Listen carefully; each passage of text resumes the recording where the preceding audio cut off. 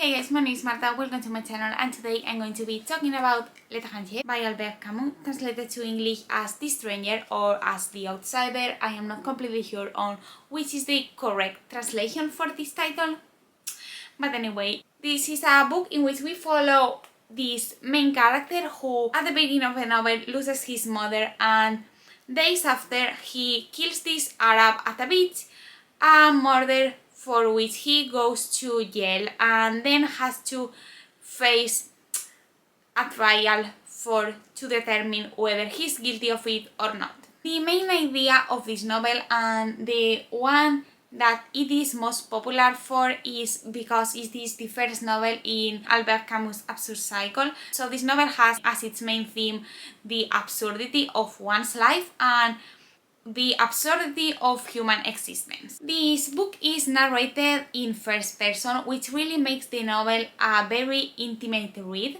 because you get to experience this man's life's event through his own eyes, and you really get to see how he is basically an outsider in his own life. One of the biggest examples of scenes in the book in which we can see it is during the scene of his trial, when he is being judged for things that have nothing to do with the murder he has committed. For instance, people start accusing him for not crying at his mother's funeral. The first person narration also makes the reader feel some sort of sadness toward this main character's life. You really get to feel for him because of the way he is feeling, because of his inability to escape the situation he is facing. However, his very apathic view of the world and his unwillingness to do anything that could help him get out of the situation also makes you feel some sort of anger towards him, or at least that's how I felt. There were moments when I just wanted him to act, to do something, even though I knew he wasn't going to do anything to get himself out of this situation. As I just said, the main theme of the novel is the theme of the absurdity of one's life. He isn't only accused for this crime that he has committed with no coherent reason, but he is also being judged for acting differently than what society expected from him to act during his mother's funeral. The absurdity of life is also present in the actions that the secondary characters make at the very beginning, when our main character presents us the other people that live near him. He talks about how their actions are pretty repetitive, how they always do the same, and how he recognizes them from their actions, from the sounds they make on a daily basis. Also, death is a theme that is very tied with the theme of absurdity in the novel.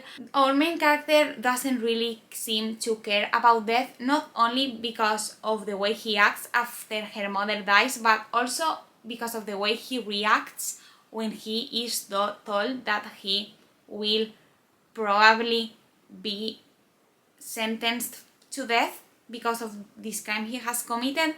You really get to see how he sees life as a meaningless theme, how he doesn't really care whether he dies or whether he lives.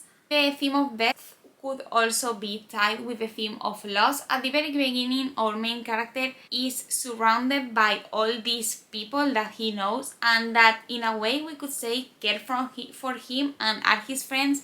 But at the very end, after his trial, you really get to see how he doesn't have anyone anymore, and this woman who was his lover has left him for someone else. He's basically left alone with death only awaiting him. Also, and I think the last thing I want to discuss about the theme of the absurdity of life in this novel is our main character's reaction towards everything that happens in his world. During his own trial, he isn't basically able to speak. He doesn't really seem to be present there at all.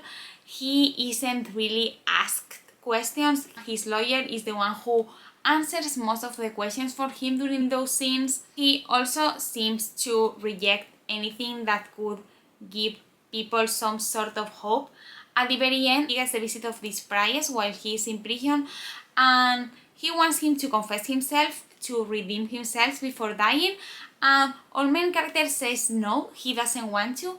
He isn't willing to do that. He's in a way accepting his own destiny. He wants to die because he knows that is what is going to happen, and he doesn't really care at all. And to end this video with my personal thoughts on the novel, I gave this book 3.5 stars. To be honest, I found the reading experience of this novel a bit tedious. Some scenes were way too long and for my personal taste dragged a bit too much.